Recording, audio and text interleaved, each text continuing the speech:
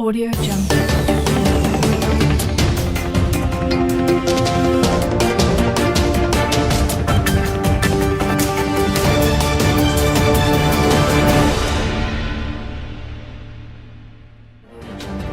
The Edo State Command Brothers, particularly our operational base for the Edo 2024 gubernatorial election. This is the base where we operate and coordinate all activities of police and other security agencies that have been partaking in this electoral process security management. Today, sir, we have in our midst the U.S. Consulate of Lagos, Mr. Mike Irving, right, and his entourage. I'm sure they must have been here because of this election that we're having in Edo State. I know the U.S. and other foreign countries play prominent roles in observing our elections in Nigeria and of course across the world. So today, sir, we have the U.S. Consulate here and his team all the way from Lagos. And like I said, possibly to monitor this election. They are here as usual to get familiar with the leadership of the police and other security agencies so that they will know how they can collaborate. So the DIG, sir, I want to welcome once again the U.S. Consulate, Mr. Mike Irving, to this place. You are welcome. The Deputy Inspector General of Police is the head of the police delegation and of course security arrangement for this election. He is the Deputy Inspector General of Police. He stands in for the IGP, and that is the system. He stands in for the IGP. So for here now in this contest, he should be the Inspector General of Police by virtue of his position. He superintends over all activities here in Edo State concerning this election. The Deputy Inspector General of Police in charge of the Department of Training and Development. He's the coordinating DIG for the Southeast, which means the most senior police officer in the southeastern region of this country. But for this election, the DIG election. So I want to officially introduce you, DIG from about every night. There we go. And we have very senior officers here. You can see the Deputy Commissioners of Police, Assistant Commissioners of Police, who have come from all the states. We have 35,000 police officers deployed to manage this process alone. And others that are here on covert operations. All of us were under the supervision of DIG Frank. We have many senior officers that have been on the field to monitor our development, to assess situations across the state, and of course, we give him feedback. So that's why you have not seen many of them here. This is time to deploy, so that I can actually have it on time. So the idea is, sir, we have Mike Irving, so please, possibly, maybe you want to introduce some people, or tell us why they are here, and let us start the discussion. Absolutely. Excellency, welcome. Thank you. Thank you so much. Deputy Inspector General, really a pleasure to be here.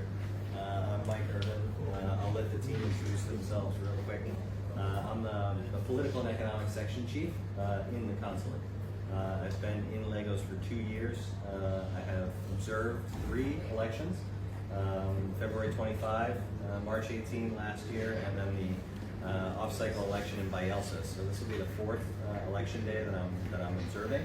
And thank you very much for having us. Baptiste. Yes, my name is Baptiste Ashaju. I'm in charge of security liaison. I'm Brittany Orange. I'm a political officer at the consulate. I've been in Lagos for about a year now. I cover a lot of areas, but mostly human rights. Thank you. My name is Arnold Abulime. I'm a political specialist at the U.S. Consulate in Lagos. Before I joined the U.S. mission in 2016, I worked in the Police Service Commission for about 9 years. Can we clap for him?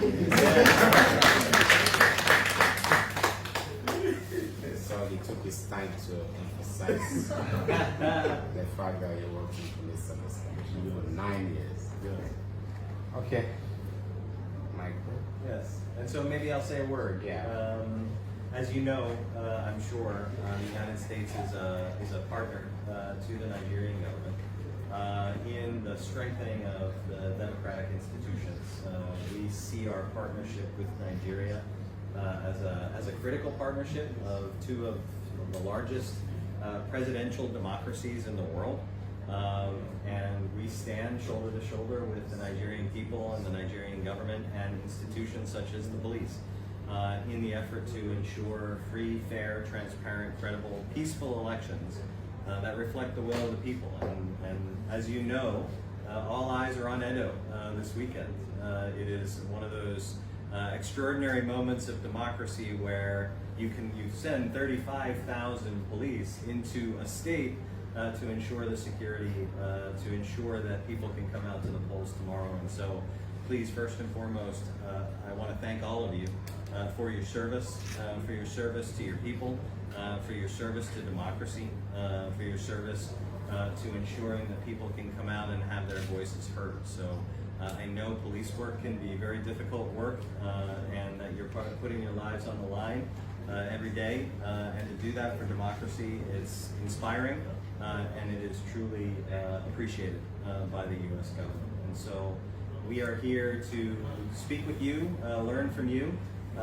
We will be observing the election tomorrow, and so I wanted to first touch base with the police about sort of what you're seeing, how you're envisioning tomorrow. Do you see any problem spots that we should be aware of?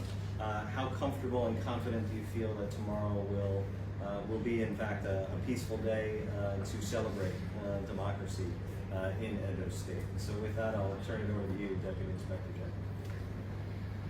Okay, Mr. Michael, you're welcome. Welcome all your team members.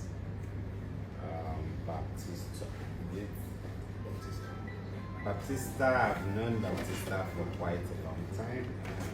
I'm surprised that he's still here with you.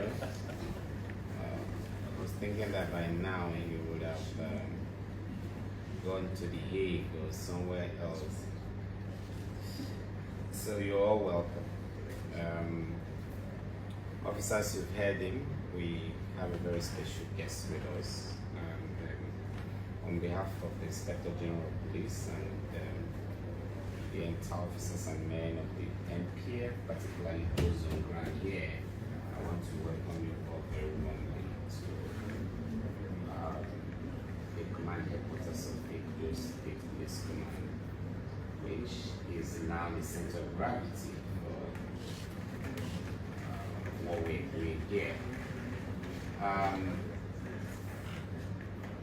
Like you said, the Nigerian police, the Federal Republic of Nigeria and the United States have got a lot in common.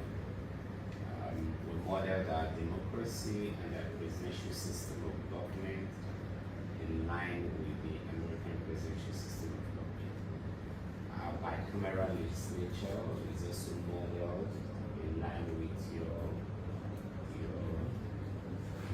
Congress and the House of Representatives. Our governorship style and the state houses of assembly and a whole lot of the things we do in our democracy was more or less looking at what the Americans are doing and trying to just tinker with them a little bit, customize them a little bit, and domesticate them here. Therefore, when you speak about democracy, we have every good reasons to want to also listen. But like you said, we're all growing.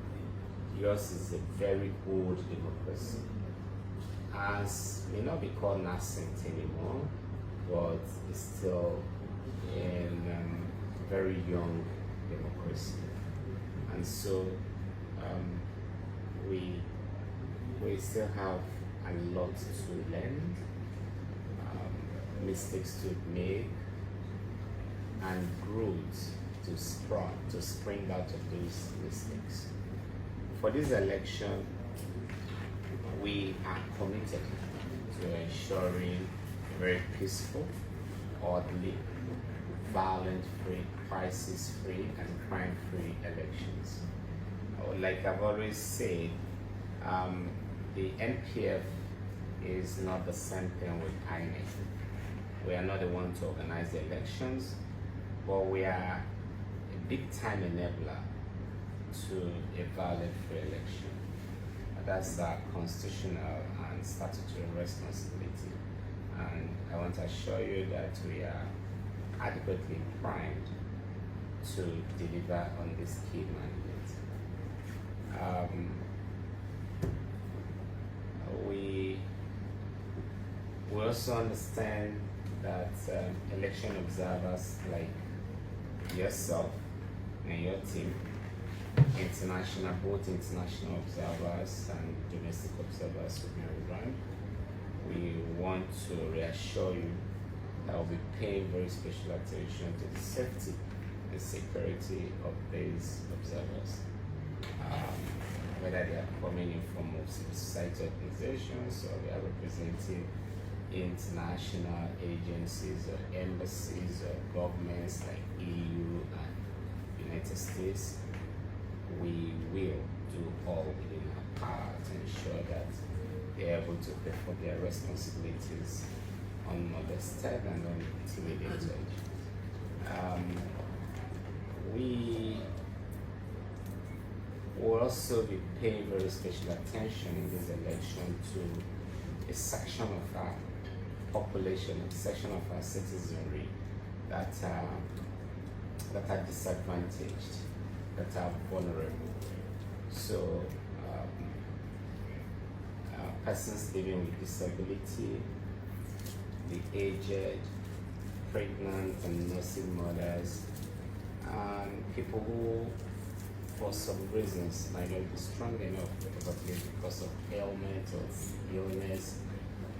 We ensure we create corridors, avenues, opportunities for them to be able to vote in a prioritized manner. So we'll be treating them as priority voters so that they can come in and vote without going through the rigors of staying on the field for a very long time, taking very special cognizance of their vulnerabilities. We are not in this alone. We had a meeting today with our colleagues from the military and other law enforcement agencies. There's a clear-cut demarcation of duties, but for the purposes of this election, we will not be operating in silos. We'll be shutting down some of the imaginary lines, and we'll be working as in very collaborative manner, while of course respecting our individual DNAs and identities.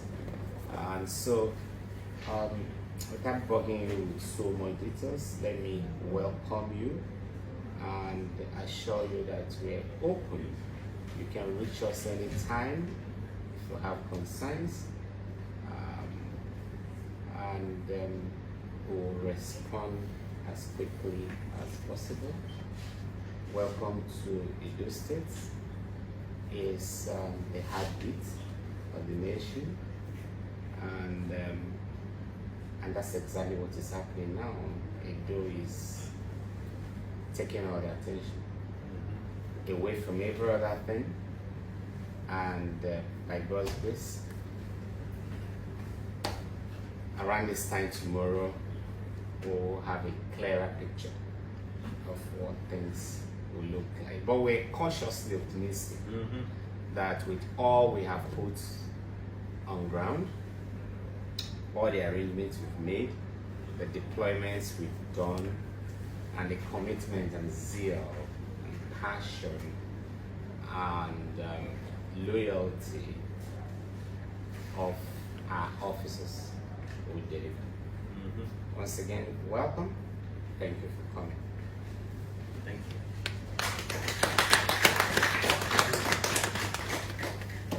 Thank you, the DIG. Thank you, the consulate. I think we should have a good photograph. Mark this visit to our office today. That sounds great. So the DIG, sir, Audio Jungle.